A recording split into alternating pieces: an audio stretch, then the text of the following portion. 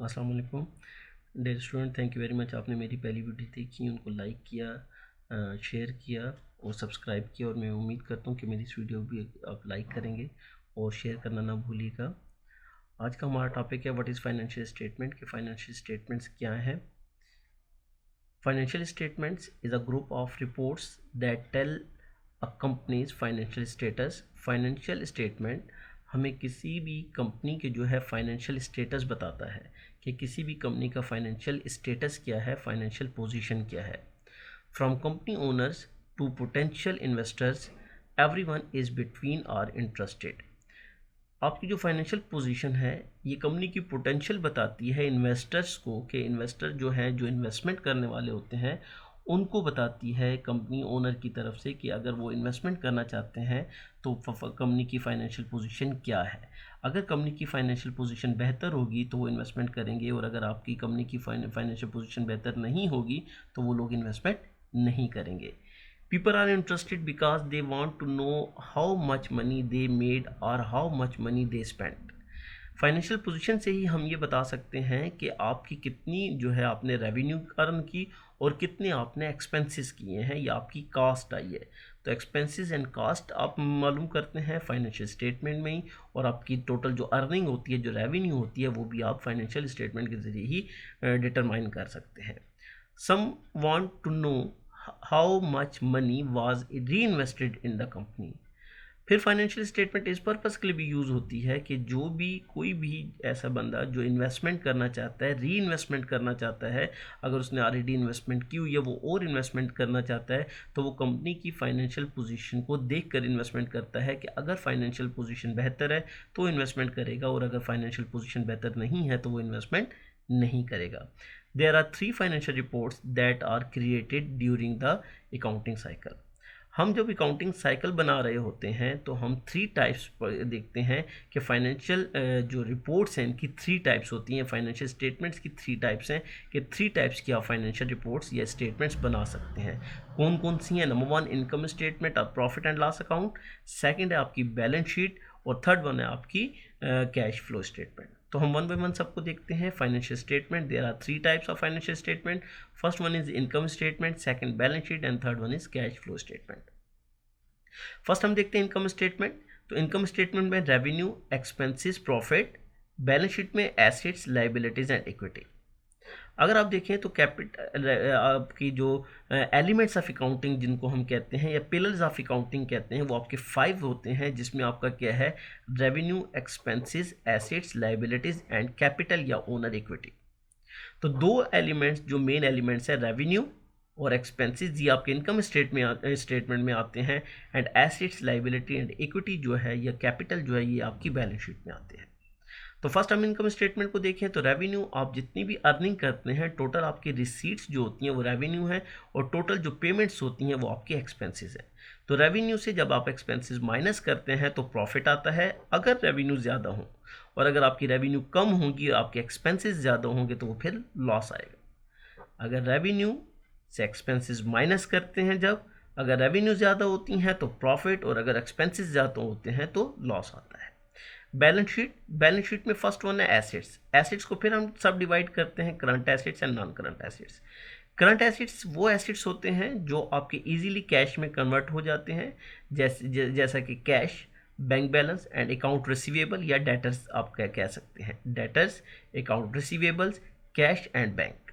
इसी तरह non current assets में आपके फिक्स्ड एसेट्स आते हैं, जिसको आप कहते हैं आपकी building, land, equipment, machinery and vehicles वगैरह, जो आपकी लॉन्ग टर्म यूज़ होने वाले एसेट्स हैं वो आपके नॉन करंट एसेट्स हैं। और करंट एसेट्स मैंने आपको बता दिया, जिसमें cash, bank balance and account receivables वगैरह आते हैं। इसी तरह प्रीपेड एक्सपेंसेस भी जो हैं वो भी आपके करंट एसेट्स में आते हैं। लाइबिलिटीज़ में चले जाएं तो current liabilities and non current liabilities. Current liabilities वो जो शॉर्ट टर्म लाइबिलिटीज़ होती हैं। शॉर्ट टर्म लाइबिलिटीज़ कौन सी होती हैं? जो आपने 1 ईयर के पीरियड में पे करनी होती हैं या पे बैक करनी होती हैं। तो करंट लाइबिलिटीज़ में आपके आते हैं अकाउंट्स पेबल एंड क्रेडिटर्स। और जो मोर देन 1 ईयर होती हैं, जो आपकी 1 ईयर से ज़्यादा पेमेंट्स होती हैं, वो जो आपने पे करनी होती हैं, पेबल्स आपके होते हैं, जिसको आप नोट पेबल्स भी कहते हैं, वो आपके नॉन करंट लाइबिलिटीज़ में आते हैं। तो करंट लाइबिलिटी जो 1 ईयर में पे करनी हो, नॉन करंट लाइबिलिटी जो मोर देन 1 ईयर पे करनी हो, तो होती दोनों ही आपकी लाइबिलिटीज़ हैं। लेकिन करंट लाइबिलिटीज़ में 1 ईयर की जो लाइबिलिटीज़ होती हैं वो, और मोर देन 1 ईयर जितनी भी लाइबिलिटीज़ होंगी वो आपकी नॉन करंट में आती हैं। सेम इसी तरह कैपिटल, तो कैपिटल आपका क्या है, हमने पेड इन कैपिटल, तो पेड इन कैपिटल उन लोगों के लिए होता है जो शेयर होल्डर्स होते हैं। शेयर होल्डर जब कंपनी को पे करते हैं तो वो आपके शेयर जब परचेज करते हैं तो इन्वेस्टमेंट करते हैं तो उसको पेड अप कैपिटल कहते हैं। पार्टनरशिप में या आपके सोल प्रोप्राइटरशिप में जो होता है उसको हम सिंपल कैपिटल का नेम देते हैं। तो यहाँ पे देखें आपकी एक साइड एसेट्स होती है और एक साइड लाइबिलिटी प्लस इक्विटी होती है। अगर आपकी वैसे तो ये दोनों साइड्स इक्वल आती हैं, एसेट्स एंड लाइबिलिटीज़ और इक्विटी। तो जब दोनों इक्वल आती हैं तो आपको कैसे पता चलेगा कि आपकी फाइनेंशियल पोजीशन क्या है। तो अगर आपकी लाइबिलिटीज़ ज़्यादा हैं और आपके एसेट्स कम हैं तो इट्स मीन आपका बिजनेस जो है वो वीक है, आपकी फाइनेंशियल पोजीशन वीक है। और अगर आपके एसेट्स ज़्यादा हैं, लाइबिलिटीज़ कम है, तो आपकी फाइनेंशियल पोजीशन स्ट्रांग है। अगर आपके एसेट्स फॉर एग्जांपल हम कहते हैं आपके $100 हैं और आपके जो पेड अप कैपिटल है वो 80 है और लाइबिलिटीज़ 20 है, तो इट्स मीन कि आपकी फाइनेंशियल पोजीशन बेहतर है। लेकिन अब आपके एसेट्स 100 हैं और कैपिटल लाइबिलिटीज़ आपकी 80 हैं और इक्विटी आपका 20 है, तो इट्स मीन आपका बिजनेस जो है वो फाइनेंशियली तौर पर वीक है। तो आपकी लाइबिलिटीज़ अगर ज़्यादा हो तो इट्स मीन कि आपका बिजनेस वीक है, आपकी कंपनी वीक है। और अगर आपकी लाइबिलिटीज़ कम है, एसेट्स ज़्यादा, तो इट्स मीन आपकी लाइबिलिटी जो आपके बैलेंस शीट बताती है, फाइनेंशियल स्टेटमेंट जो आपकी वो स्ट्रांग है। सेम इस तरह हम आ जाए कैश फ्लो स्टेटमेंट पे, ऑपरेशन, इन्वेस्टमेंट एंड फाइनेंसिंग।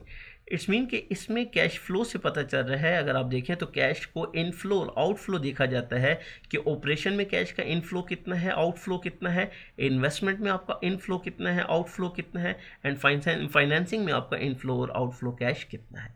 अगर आपका इनफ्लो ज़्यादा है और आउटफ्लो कम है तो इट्स मीन कि आपकी फाइनेंशियल पोजीशन बेहतर है। और अगर आपका आउटफ्लो ज़्यादा है, इनफ्लो कम है, तो इट्स मीन आपकी फाइनेंशियल पोजीशन बेहतर नहीं है।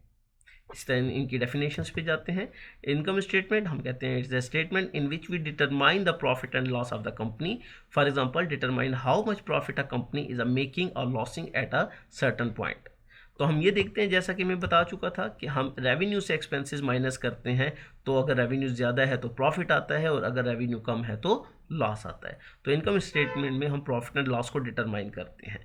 अब balance sheet shows a company financial position in term of how many assets it has as oppose to liabilities. जैसा कि मैं बता चुका कि बैलेंस शीट में हम देखते हैं कि आपके एसेट्स कितने हैं और लाइबिलिटीज़ कितनी है।